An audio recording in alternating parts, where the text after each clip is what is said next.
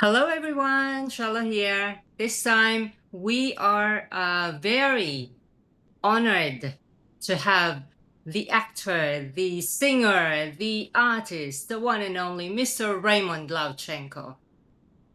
Hey, Shallow. Thank you for having me, and thank you for that very kind introduction. It's Oh, great to finally meet you. yes. And thank you so much for doing this for us. So, my first question, who was your musical influences back in the 80s when you were just starting? Oh, can I go beyond the 80s? Because Beyond. I've Yeah, had no, I so mean, many, like when you were young, yeah, yeah, they yeah, could yeah, be yeah. anyone I've from had, any era. yeah, I've had so many musical influences in my life. I started singing when I was 11. Mm-hmm. I was a choir boy. And so, because I was part of the choir of a Catholic school, I fell in love with church music, sacred classical music. And so I thought I was going to become a classical singer. But then I started to do theater musicals. And when I became a stage actor, I fell in love with the music of Broadway and the West Mm-hmm. End, show tunes, because of the stories that they told. And then when I started to sing pop when I was 18, when I recorded my first album, I guess the strongest influence at that time was Barry Manilow. Oh, yeah. Because not only did he sing the songs of my youth, he would capture, emotions like falling in love and heartbreak and yearning and all of those emotions. I just wanted to be a balladeer like him. And then through the years, there have been many others. I fell in love with big band jazz and Tony Bennett. Yeah. Uh, I enjoy Michael Bublé very much. Bruno Mars, Ed Sheeran. So it never stops. The music, uh, Mm-hmm. the taste evolves. Yeah. Mm. So, how do you look after your voice? Is there some kind of daily, ritual that you do, or is there something special that you do before a show? Not really. I just try to get as much vocal rest as Mm-hmm. possible. Mm-hmm. Uh, I'm never gonna go out the day before a show. If it's a really big, difficult, challenging show that I'm doing, I'm going to stop talking for 2 or 3 days prior. Oh, Uh, wow. vocal rest is Yeah. very, very important to me. That's really my secret. Vocal rest, and of course, anything that's bad for the body. So don't do anything that's bad for the body. In other words, Yes. Now, this might be a tough one. What is your favorite song? Um, it can be old, can be new. What's the ultimate favorite song of yours? that's not difficult, Oh, Shello. okay. That's impossible. It's impossible to answer that question because there are just so But many. I'm sure at least one song came to mind. Well, it kind of like changes every day. I Yeah. mean, almost every day, every week, I have a new favorite.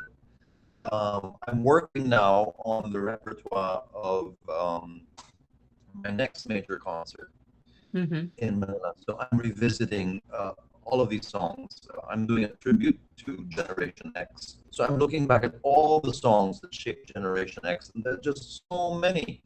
We've only just begun. Got to believe in Yeah. magic, Yeah. electric dreams, Mm-hmm. uh, footloose, just got lucky. Oh, so many of them. So many of them. I'm sorry to Gen Z. I apologize to Generation Alpha, but our music was the best. Yeah. So, and I'm not ashamed of it. So whenever I do a show nowadays, especially when I started performing again after the pandemic happened, because I couldn't sing for almost 3 years. The pandemic happened, but now that I started singing again, it Mm-hmm. was going to be tons of 80s music in my show. Plus, a sprinkling of Broadway, perhaps, because I enjoy Broadway songs very, very much. And of course, my hits will always be there.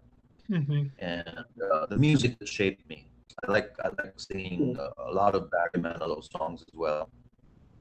Okay. So speaking of, what is the next for your career? What's the plan?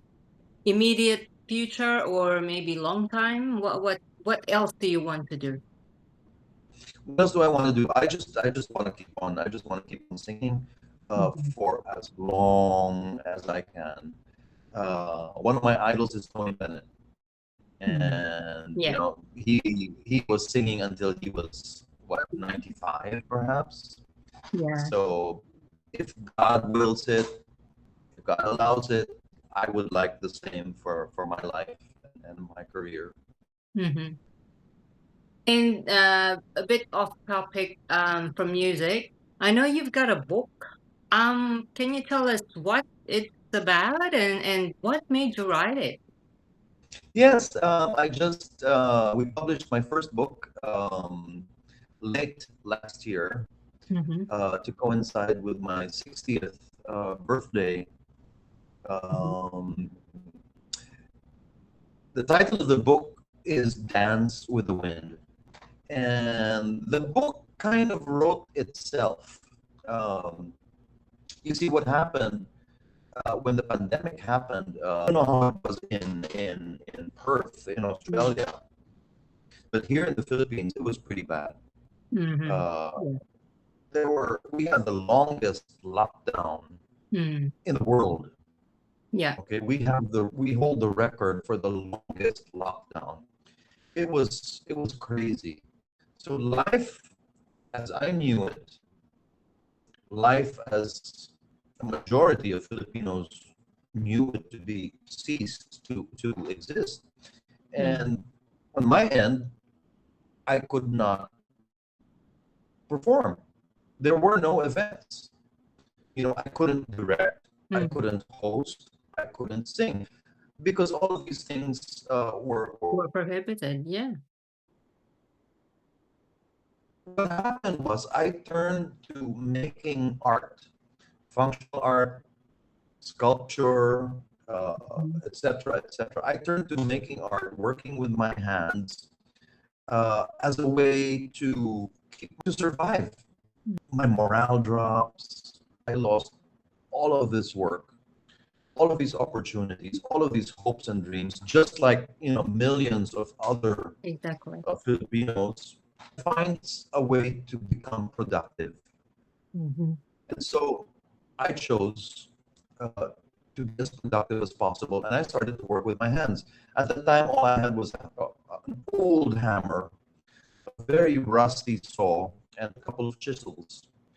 But I started to make things. Yeah. And the amazing thing is that I ended up coming up with about more than 150 pieces of artworks. Wow. And I ended up photographing them because I'm also a photographer. And Mhm. people started to ask, when they saw the things that I made on social media, uh, they said, "Can we buy them? Are they for sale?" At first, I was very shy about it. I found it embarrassing. I didn't think it was a good idea to sell the pieces. I just made them, to keep myself happy. But then people said, "Why don't you sell them? Mm. And why don't you, give part of the proceeds to your colleagues who have lost work just like you have?" And so I said, "Okay, I can do that." So I did one online exhibit and it sold out. I did another one, it sold out. I did making about 4 or 5 pieces a month. Mm. And that went on for almost 3 years. And so eventually I started to write Mhm. stories about each and every piece. And Mhm. because it was so quiet during the pandemic, I could hear my inner voice so clearly. So I Mhm. started writing and journaling. And all of these things I put together, all of the photographs of my favorite pieces, the stories, the reflections, the insights, the introspection in a book. And the book is called Dance with the Wind. Why Dance with the Wind? Because I thought I could fight the storm. I thought I could Yeah. control it. I realized I couldn't. So I figured if I can't control the wind, I might as well just learn how to dance with it and embrace it. So that's what I did, Yeah, and very that poetic became as a well. book. Mm. Wow, I was actually gonna ask you what other hidden talents you have, but it seems like you've covered that already. So, that was good. I love art, cello. I love art, Mm. whether it's performing art Mm. or that was the most amazing thing because I had no idea I could do that.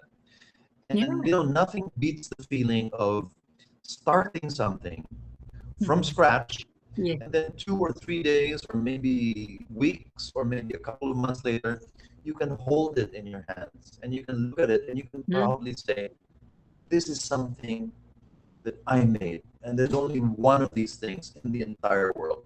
Yeah. So the amount of pride and the amount of fulfillment that gives you is awesome. And the fact that people loved it and bought it. I think I that know, I yeah. know. I'm I still can't believe it. I still can't believe it. Yeah. Well, time went so fast. Thank you so much for doing this interview again. We are so looking forward to your concert here in Perth. So, can you please invite everyone watching um, about the concert? Tell us the details. On August 29th, it'll be my first show in Adelaide. That's going to be at the Grand Ballroom of called Tappies. Okay, Mhm. that's 443 Tappies. And then I go to Sydney. That's September 4 at the West HQ Ambassador. All right. And on Perth, I'll be there the next day on September 5.